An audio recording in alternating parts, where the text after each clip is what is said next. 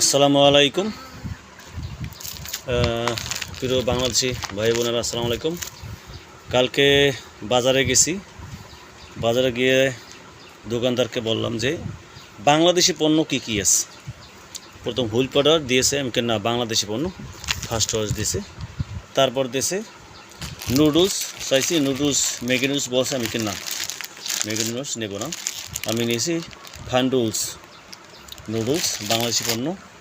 তারপর একটা আছে টিব্বত 570।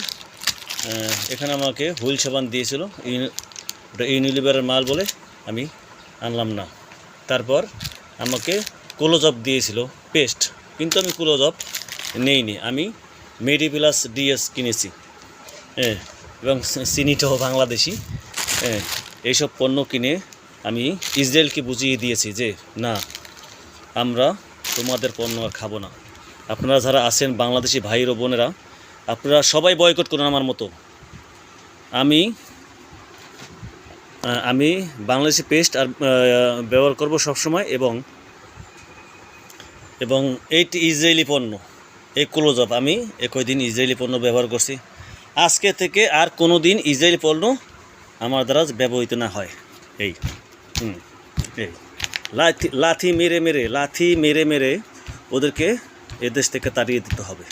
আপনারা আমার মতো সবাই বয়কট করুন। ইনশাল্লাহ ফিলিস্তিনি পাশে সবাই আমরা দাঁড়াই। আসসালামু আলাইকুম।